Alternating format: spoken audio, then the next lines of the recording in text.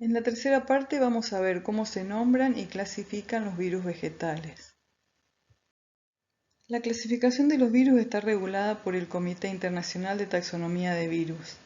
Ingresando a este link pueden leer las condiciones que se deben cumplir para nombrar nuevas especies de virus. La clasificación se basa en la estructura y forma de la partícula, propiedades físico-químicas, propiedades de los ácidos nucleicos, de las proteínas, relaciones serológicas y las actividades en la planta y formas de transmisión. Volvemos al esquema de clasificación de los virus. Acá se pueden ver las diferentes estructuras que pueden presentar los virus de las plantas. Fíjense que están separados por el tipo de ácido nucleico, la forma y la estructura de la cápside. Aquí vemos algunas propiedades físico-químicas que se tienen en cuenta para la clasificación. Temperatura de inactivación se refiere a la temperatura hasta la cual puede soportar el virus sin inactivarse. El coeficiente de sedimentación y densidad de partículas se calculan por centrifugación a muy alta velocidad. Para eso se usan ultracentrífugas. El espectro de absorción de la luz UV va a estar dado por la estructura de las proteínas y los ácidos nucleicos. Y la movilidad electroforética va a depender del tamaño de las partículas y de la carga. Las propiedades de los ácidos nucleicos también incluyen las características del genoma, es decir, la secuencia nucleotídica, qué y cuántos genes codifica. Y en cuanto a las proteínas virales, se tiene en cuenta la composición aminoacídica, la estructura de las proteínas y ya utilizando antisueros las relaciones serológicas entre los virus. En cuanto a las características biológicas, es importante conocer el rango de hospedantes, los síntomas que producen en los diferentes niveles. La protección cruzada se da cuando la inoculación con un virus impide la infección de otro virus. Y por último, los métodos de transmisión. Estas son características propias de cada virus. Es un poco raro pensar en clasificar a los virus igual que a los organismos que cumplen, aunque sea con los mínimos requisitos para ser considerados células vivas. Eso no le quita importancia a los virus, sabemos los desastres que pueden llegar a producir en sus hospedantes. Entonces, es muy importante encontrar una forma de reconocerlos, identificarlos y clasificarlos.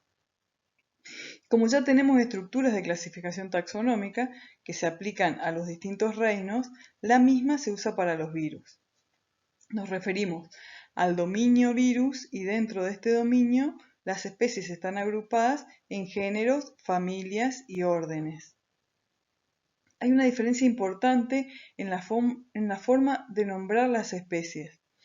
El nombre se forma con el nombre de la enfermedad o los principales síntomas que produce y el del hospedante más importante o el primer hospedante en el que se lo haya detectado. Por ejemplo, el Cucumber Mosaic Virus infecta a muchos hospedantes, pero la primera vez que lo describieron fue en pepino, por eso le quedó ese nombre.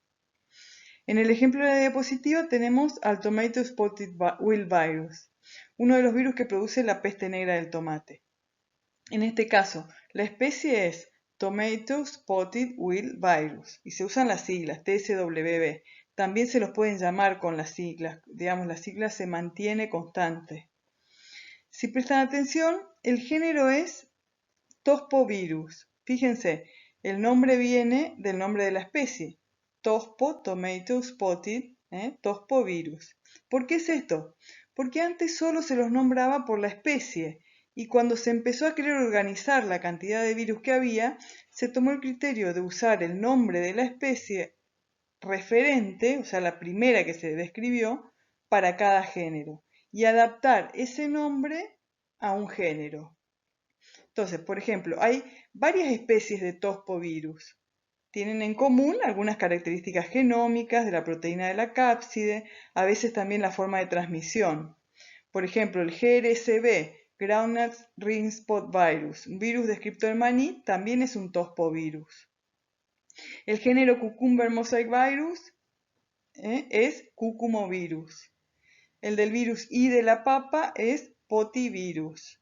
Y así se fueron originando los nombres de los géneros. En esta tabla tienen algunos ejemplos de la clasificación de los virus vegetales, con familia, el género, la especie referente y la forma de transmisión.